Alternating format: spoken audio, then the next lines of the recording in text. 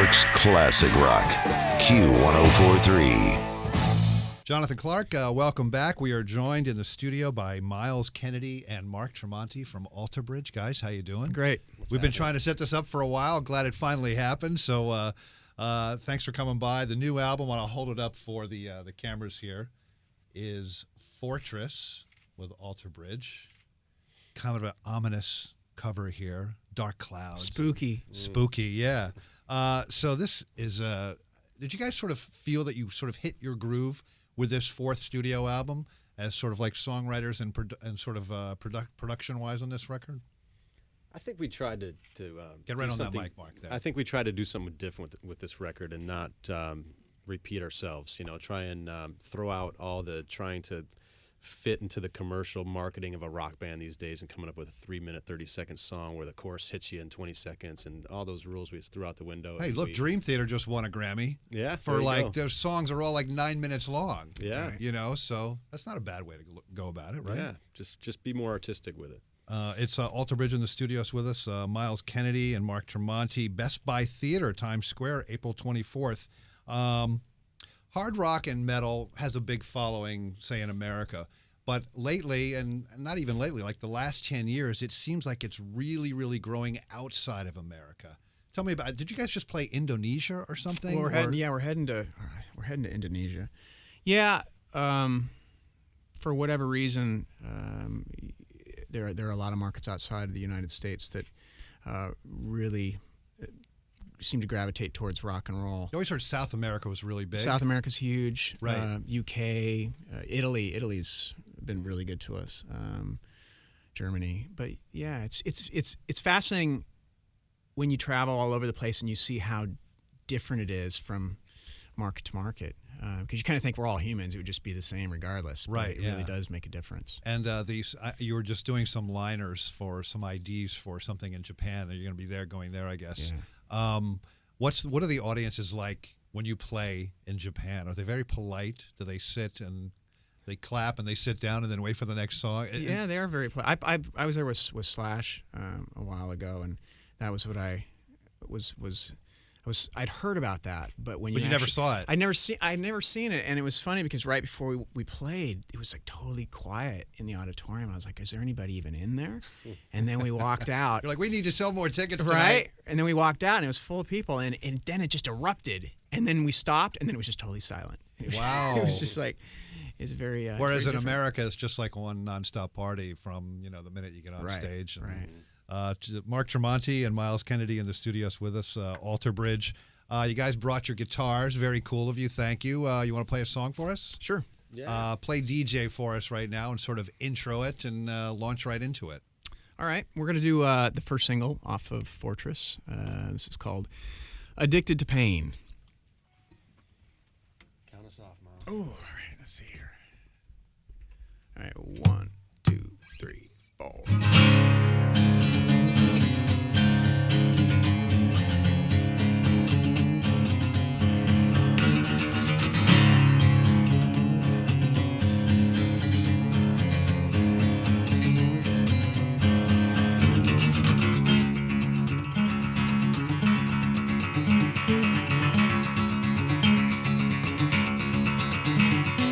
Tell me how it feels to live a lie.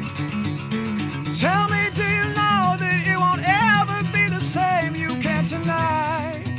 The house of cards just hit the floor. Don't tell me you can save it in the end. There's nothing you can do, 'cause when it's gone, you know it won't come back again.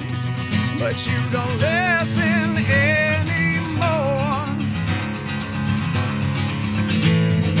You're addicted to pain, too blind to see you're lost in the shadows.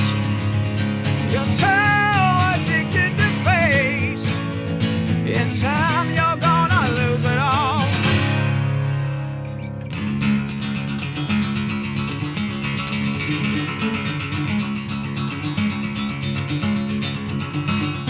If only I'd said this long ago. If only I'd found a way to tell you all the things you should have known.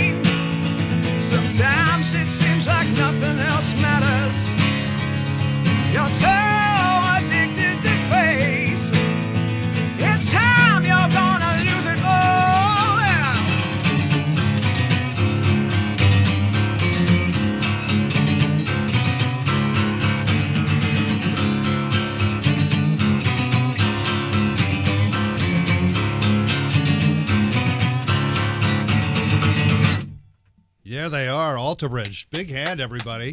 Come on, let's hear the hands. Let's clap. Miles Kennedy, Mark Tremonti, that is Addicted to Pain. It's from the new album Fortress here on Q1043's Out of the Box. And, of course, a big show coming up, Best Buy Theater, Times Square, April 24th. Mark, I want to ask you, I had Scott Stapp in here a few months ago. He's got a new solo album, as you probably know. And he had nothing but great things to say about you and the last things you guys did together. Are you going to do something with Creed further on after this sort of like this album cycle here, or still up in the air? Or? We haven't really spoken since the last tour. We've kind of just done our own thing, and right now we're focused on making the most out of the Fortress album cycle, and he's doing his solo stuff. So, there's, you never say never, just kind of see what happens as the years go by. Seemed in a good place, seemed healthy, and he was up and everything. So, all right, cool. So Miles Slash told me that you are the best lead singer he's ever been in a band with. He's lying. No. He said that literally the last time he was here for the solo album that you were on. He likes to tell fibs. Are you guys going to do anything? Yeah, we're actually they're recording as we speak. Okay.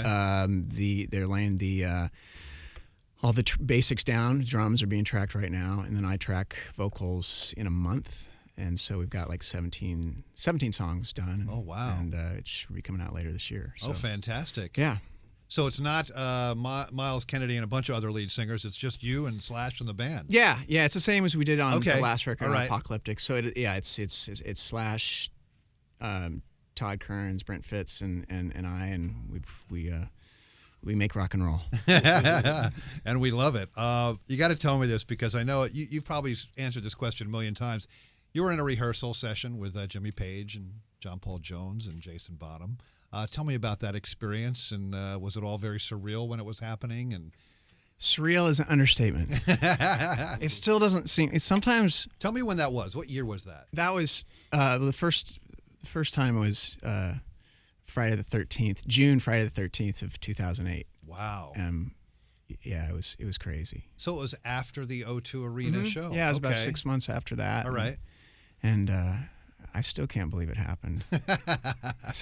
Sometimes wonder if I'm living in a strange alternate universe or something. So what was the mind-blowing thing when you walked into the rehearsal space and he plugged in his guitar and he started to play something? Like what was the one that was like, oh my God? Well, when I first got to the studio, it was just a rehearsal studio there in London, and I heard some really cool jazz piano being played, and I thought, is someone like playing like a Bill Evans record or something? What's going on? And then I walked in the room, and there was John Paul Jones playing the piano, and I was just like, oh gosh, this is crazy. Right. Yeah, there's so many moments throughout that whole thing that were so surreal and hard to fathom.